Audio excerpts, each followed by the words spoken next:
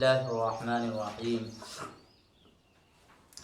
آج میں پھر آپ لوگوں کے سامنے خلاصہ قرآن لے کر حاضر ہوا ہوں، جو کہ میں نے 22واں پارہ آپ لوگوں کو سنا دیا تھا، اب 23واں پارہ ہے اور آدھا پارہ، بلکہ میں سمجھتا ہوں کہ پاؤ پارہ آپ لوگوں کے سامنے رکھتا ہوں، کیونکہ آپ لوگوں کے پاس زیادہ وقت نہ ہونے کی وجہ سے زیادہ وہ بات نہیں سن پاتے ہیں۔ وہ بڑی امپورٹنٹ اور اہم بات ہوتی ہے، کیونکہ آپ لوگوں کے سامنے ترجمہ تو نہیں کر رہے ہیں، نہ ہی تفسیر پڑھ رہے ہیں، بلکہ خلاصہ کر رہے ہیں۔ تو لیکن خلاصے میں بھی اب آپ لوگ جو ہے اتنا سا وقت نہ دے پائیں، تو پھر اب میں سوچتا ہوں اب آپ لوگ کیا کریں گے اس سے زیادہ اور اس سے کم اور کیا ہو سکتا ہے۔ تو عزیز ساتھیوں، میں آپ لوگوں کے سامنے جو ہے پاؤ پارے کا خلاصہ رکھتا ہوں، زیادہ نہیں، پاؤ پارے کا۔ انشاءاللہ پاؤ پارہ کریں گے، پھر آگے جا کے ہمارا پورا ایک پارہ ہو پائے گا 4 حصوں میں۔ تو سورہ یاسین چل رہا تھا، وَمَا لِيَ لَا أَعْبُدُ الَّذِي فَطَرَنِي وَإِلَيْهِ تُرْجَعُونَ سے پارہ شروع ہے۔ تو سورہ یاسین کے آیت نمبر 55 تا 58، اس سے جو ہمیں جو سبق ملا وہ یہ ملا کہ جنتی لوگ ہر قسم کے عیش میں رہیں گے۔ کیا سبق ملا؟ جنتی لوگ ہر قسم کے عیش میں رہیں گے۔ جنت تو بھائی ہے ہی مزے کرنے کے لیے۔ تو اللہ تعالیٰ نے اہل جنت کا حال بیان فرمایا ہے کہ ان کے لیے جنت میں ہر قسم کے عیش و نشاط کا سامان ہوگا۔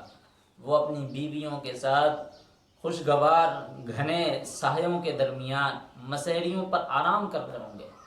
ہر قسم کے پھل اور من پسند میوے ان کے لیے حاضر ہوں گے۔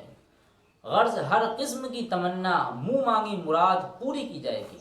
سب سے بڑھ کر یہ کہ رب کریم کی طرف سے انہیں سلام کہا جائے گا۔ آپ سوچیں جنتی لوگ، اور بھائی یہ جنت تو اتنی آرام سے نہیں مل سکتی ہے نا، اس کے لیے کچھ تو محنت کرنی پڑے گی نا۔ ایسا تو نہیں ہے کہ ہم جنت کو بس یوں ہی جنت سمجھیں اور ہم اپنی دنیا میں ہم اپنی بھی جنت یہاں بنا کے بیٹھیں اور وہاں والی بھی ہم جنت کو تصور کرتے رہیں۔ ایسا نہیں ہو سکتا۔ جنت انہی کو ملتی ہے جو دنیا میں اپنے آپ کو لگا دیتے ہیں اللہ کے لیے، جو دنیا میں اپنے آپ کو جو آخرت کی جستجو میں لگا دیتے ہیں، آخرت کی تڑپ، آخرت کی فکر میں اپنے آپ کو لگا دیتے ہیں، نیک اعمال کرتے ہیں، اعمال صالح کرتے ہیں، ہر وقت اللہ سے ڈرتے ہیں، اللہ کے خوف سے گڑ گڑاتے ہیں، ایک لمحہ بھی وہ کسی کا حق نہیں مارتے ہیں، کسی کے اوپر ظلم نہیں کرتے ہیں، کسی کے اوپر جبر و تشدد نہیں کرتے ہیں، کسی کے اوپر ظلم کی کایا نہیں ڈھاتے ہیں، اور نہ ہی کسی کا حق و غضب کرتے ہیں، اور نہ ہی کسی سے بد کلامی کرتے ہیں، نہ ہی کسی سے بد زبانی کرتے ہیں، اور نہ ہی وہ معصیت میں لگے ہوتے ہیں، نہ ہی وہ خطا کار ہوتے ہیں، نہ ہی وہ گناہ گار۔ اگر گناہ کر بھی لیتے ہیں، پہلی بات تو انسان ہے، اور انسان گناہوں کا پتلا ہے، کہا جاتا ہے کہ انسان گناہوں کا پتلا ہے۔ تو اگر وہ انسان گناہ کر بھی لیتا ہے تو پھر جو اس کے پاس ایک موقع ہوتا ہے وہ توبہ۔ جب بندہ توبہ کرتا ہے تو اللہ اس کو معاف کر دیتا ہے، اور جب معافی اس کو مل جاتی ہے تو پھر وہ پاک صاف ہو جاتا ہے، وہ گناہ اس کے نامہ اعمال سے ختم کر دیا جاتا ہے۔ تو گناہ تو ہوتے رہتے ہیں، لیکن گناہوں سے بچنا بھی تو ضروری ہے۔ جب ہم گناہ سے بچیں گے ہی نہیں، توبہ کریں گے ہی نہیں، تب پھر ہم جنت کا کیسے تصور کر رہے ہیں؟ یہ تو پاگل پن کی ہی بات ہو گئی کہ بھائی ادھر جو ہے ہم کام بھی نہیں کرتے ہیں، اور ادھر ہم تصور کرتے ہیں کہ یار ہمارا مالک جو ہے ہم کو کام کے ہم کو اجرت دے گا۔ ایسا تصور کرنا یار بے وقوفانہ احمقانہ بات ہوگی یا نہیں ہوگی؟ تو اسی طرح جنت میں بھی جانے کے لیے ہمیں یہاں دنیا میں اللہ کے جو کام بتائے ہوئے ہیں، رسول اللہ کی جو بتائے ہوئے طریقے ہیں، ان پر ہمیں عمل کرنا ہوگا، اور مخلوق کے ساتھ ان کے حقوق کو ادا کرنا ہوگا۔ جب ہم اس طرح سارے کام کریں گے تو اللہ کریم کی ذات سے امید ہے کہ اللہ تعالیٰ ہم کو جنت میں ضرور داخل کرے گا، کیونکہ جنت کے اہل جنت کا جو حال ہے وہ قرآن اسی لیے بیان کر رہا ہے کہ وہاں ہر قسم کے عیش و نشاط کا سامان موجود ہے، کوئی تکلیف نہیں، کوئی پریشانی نہیں، کوئی پخانہ نہیں، کوئی پیشاب نہیں، کھائے پیے رہو، ڈکار آئی ہضم، کھائے رہو ڈکار آئی ہضم۔ اتنی حوریں ہوں گی، اور اس طرح کے وہ جنت کے درجے ہوں گے، اس طرح کے وہاں پر میوے ہوں گے، پھل ہوں گے، ہر قسم کے من پسند میوے ہوں گے۔ جو جنتی تمنا کرے گا کہ ہمیں کو یہ مل جائے، فوراً وہ اس کو مل جائے گا۔ ایسی اس کے پاس شکتیاں آ جائیں گی، ایسا اس کو آرام، اور ایسی اس کے لیے کیا الفاظ استعمال کروں، بس کیا ہے کہ ہمیں دنیا میں اپنی آخرت اور اپنی جنت کو بنانے کی فکر بھی کرنی ہوگی۔ ایسا نہیں ہے کہ ہم یہاں فکر نہ کریں اور تصور جنت کا کریں۔ چلیے اچھا، اب میں پڑھتا ہوں سورہ یاسین کے آیت نمبر 65 میں یہ ہم کو خبر دی گئی، قیامت کے دن ہاتھ پاؤں گواہی دیں گے۔ دیکھیں قیامت کے دن اللہ تعالیٰ کے سامنے کوئی بھی بات چھپی نہیں رہے گی. اس دن بندوں کے منہ پر مہر مار دی جائے اور ان کے ہاتھ اللہ تعالیٰ سے بات کریں گے اور پاؤں ان کے کرتوتوں کی شہادت دیں گے. اس وقت سب کچھ کھل کر سامنے آ جائے گا اور گنہگاروں کو سخت سزا دی جائے گی. اللہ اکبر، گناہوں سے ہم تمام کی حفاظت فرمائے. دوسری چیز کیا پتہ لگی آیت نمبر 65 سے کہ قیامت کے دن ہاتھ پاؤں ہر ایک چیز اللہ کے سامنے گواہی دیں گے. اب ہم بچ نہیں سکتے کسی بھی صورت میں. نہیں یہ نہ سوچیں کہ ہم جو گناہ کر رہے ہیں وہ رب نہیں دیکھ رہا ہے. ارے وہ رب بھی دیکھ رہا ہے، فرشتے بھی اس کے دکھ رہے ہیں. اور اگر میں نے سوچ بھی لیا کہ چلو وہ رب نہیں دیکھ رہا ہے، لیکن قیامت کے دن یہ نامہ اعمال ہمارا وہاں پر رب کے سامنے حاضر کر. پہلی بات تو ہمارا یقین ہے کہ ہم چاہے سمندر کی ان جو ہے گہرائیوں میں ڈوب جائیں یا آسمان کے ان جو ہے بادلوں میں کھو جائیں، وہ رب کریم ہماری ذات سے، ہماری شہرت سے بھی زیادہ قریب ہے. اور پہاڑوں پر کالی جو چیٹیاں چلتی ہیں، اس چیٹی کی کڑکڑاہٹ کی بھی آواز اس رب کو سنائی دیتی ہے. ہمارے دلوں میں جو تصور چلتے ہیں، جو خیالات چلتے ہیں، وہ رب کو دکھائی دیتے ہیں، وہ رب اس کو دیکھتا ہے. ہمارا تو یقین ہے. اور ایسے میں جب ہم گناہ کرتے ہیں ہم یہ سوچتے ہیں کہ وہ رب نہیں ہے، اور جب ہم گناہ دیکھتے ہیں تو پھر فرشتے اس کو نام اعمال میں لکھ لیتے ہیں. جب فرشتے اس کو نام اعمال میں لکھ لیں گے تو پھر اللہ کے سامنے جب ہم کو حاضر ہونا ہوگا تو اپنے نام اعمال کا ہم کو حساب و کتاب بھی دیکھنا ہوگا. تو ہم ایسے میں اس وقت میں کیا کہیں گے؟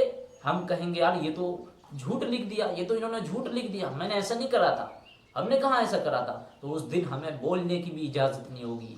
منہ پر ہمارے ہونٹوں پر تالا لگا دیا جائے گا، ہمارے ہونٹ سل جائیں گے، ہونٹ کو ہمیں سی دیا جائے گا. اب تمہیں بولنے کی اجازت نہیں ہے. اب کیا کرو گے؟ طاقت ہمارے پاس نہیں، اس رب کے پاس ہے. مر کے جانا ہی اس رب کے دربار میں ہے. ہم یہاں کیا کر سکتے ہیں؟ زیادہ سے زیادہ 10-20 سال، 25 سال اور 30 سال اور اس کے بعد 60-70 سال، اتنے ہی تو ہم مزہ لے سکتے ہیں. اس کے بعد پھر ہمیں وہ رب کی طرف جانا ہی، لوٹنا ہی اسی رب کی طرف ہے. عقل مند تو یہی کہتا ہے یار جب جانا ہی اسی جگہ ہے تو اس کے لیے کچھ تیاری کر لی جائے. تو وہاں پر ہمارے تو مہر بھی لگا دی جائے گی. اب جب مہر لگا دی جائے گی، اب گواہی پتہ کون دیں گے؟ پتہ گواہی وہ دیں گے جن سے ہم نے گناہ کرے. جس اعضا سے ہم نے گناہ کرے ہوں گے وہ اعضا کھل کر بولنے لگیں گے. اگر ہم نے یہ ہاتھوں سے گناہ کا کوئی جرائم کیا ہوگا، مرتکب ہوئے ہوں گے اگر ہم اس اعضا سے کسی گناہ کے، تو پھر یہ ہاتھ خود ہی وہاں پر اس کو منہ مل جائے گا اور بولنے لگے گا اے رب کریم اس ہاتھ سے اس نے گناہ کرا تھا، اس ہاتھ سے اس نے ہم کو یہ گناہ کروایا تھا. اب اس وقت میں ہم کیا ندامت اور کیا شرمندگی اور کیا ہم جو ہے جھوٹی گواہی پیش کریں گے؟ کچھ نہیں. ایسے میں یہ ہاتھ بھی وہاں پر بول جائے گا. اور اگر یہ ہاتھ سے ہم نے گناہ نہیں کرے ہوں گے، پاؤں سے ہم نے گناہ کرے ہوں گے، تو وہ پاؤں بھی بول دیا جائے گا. اور اگر یہ پاؤں بھی، اگر یہ اعضا بھی نہیں بولیں گے تو پھر اللہ جو ہے اسی قرآن کریم میں کئی جگہ پر، بلکہ سورہ زلزلات پر، سورہ اذا زلزلات میں بولتے ہیں، کہتے ہیں کہ یومئذ تحدث اخبارا، کہ اس دن زمین سب اپنی خبریں بیان کر دے گی. یعنی جس جگہ پر، جس واقعے پر، جس محل پر ہم نے کھڑے ہو کر کے وہ گناہ کیا تھا، وہ زمین وہاں سے وہ اٹھ کر کے گواہی اللہ کے سامنے دے دے گی اور کہے گا اے رب کریم اس جگہ پر میری پیٹھ پر اس شخص نے اس گناہ کو کیا تھا، اس گناہ کو انجام دیا تھا. اب ہم سوچیں کیسے بچیں؟ ہر طرف سے اللہ کے سامنے گواہی ہمارے لیے پیش ہو جائے گی. ہم کتنا جھوٹ بول سکتے ہیں وہاں پر؟ ایک ایک چیز ہماری گواہی دے دیں گی. اعضا گواہی دیں گے، منہ بولنے لگیں گے، ارے زمین گواہی دے دے گی، فرشتے اور نام اعمال میں رجسٹر میں لکھ رہے ہیں اور اللہ ہمیں دیکھ رہا ہے. ہم کیسے چھپا سکتے ہیں اس کے سامنے؟ وہ شہنشاہوں کا شہنشاہ، بادشاہوں کا بادشاہ رب العالمین، ہم اس کے سامنے کیسے ہم اپنے گناہوں کی پردہ پوشی کر لیں گے؟ نہیں عزیز ساتھیوں، اس رب سے دعا مانگو کہ اے رب کریم جو ہو گئی معافی ہو کر دو ان کو، جو غلطیاں ہو گئیں، جو سزا ہو گئی، جو غلطیاں ہو گئیں جس کے ہم غلطیوں کے مستحق ہو گئے، اے رب کریم تو ان سب کو معاف کر دے. تو بڑا مہربان ہے، تو بڑا رحم دل ہے، تو بڑا 70 ماؤں سے زیادہ رحم دل ہے. آج ہمارے ان گناہوں کو بھی بخشے. جب ہم اس طرح دعا مانگیں گے تو اللہ تعالیٰ فرشتوں سے کہیں گے جاؤ اس کے نام اعمال سے وہ گناہ ہٹا دو. تو عزیز ساتھیوں، آخرت کا معاملہ بڑا پیچیدہ، بڑا نہایت اہم اور سنجیدگی سے سوچنے والا مسئلہ ہے. آج دنیا میں ذرا سی پریشانی آتی ہے تو تم سوچنے بیٹھ جاتے ہو کہ یار اتنی سنجیدگی کے ساتھ، کہ شاید ایسا لگتا ہے کہ یار اب تم اس میں مر جاؤ گے اور تمہیں آخرت میں جہاں ابدی زندگی گزارنا، جہاں جو ہے تمہیں جہاں ہمیشہ کی زندگی رہنا، تمہیں اس آخرت کے بارے میں، اس آخرت کے اس عاقبت کی فکر نہیں ہے تمہیں. کیسے یار بے وقوف ٹائپ کے آدمی ہم. میں اپنی بات کر رہا ہوں کہ ہمیں جہاں جانا ہی ہے ہم اس کے لیے تیاری نہیں کر رہے ہیں، اور جہاں ہمیں نہیں ہے ہم اس کے لیے تیاری کر رہے ہیں، ایسا نہیں ہے تو قیامت کے دن ہاتھ پاؤں کی گواہی دے دیں گے۔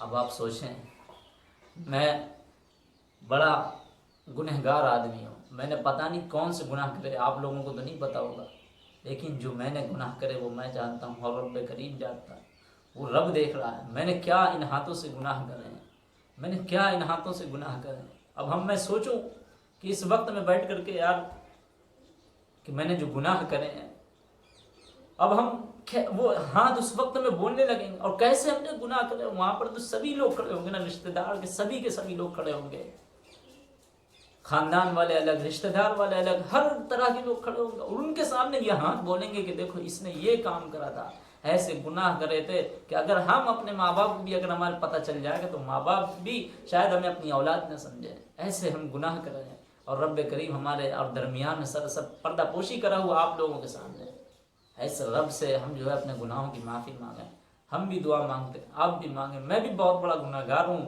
اب اگر آپ کو دعا کرتے کرتے یاد آ جائے تو مجھے بھی اپنے دل میں، اب مجھے بھی آپ جو اپنی دعاؤں میں شامل حال کر لیں، میں بہت بڑا سیاہ کار، خطا کار، اور جو ہے بڑا نہایت ہی گنہگار قسم کا ٹائپ کا آدمی ہوں۔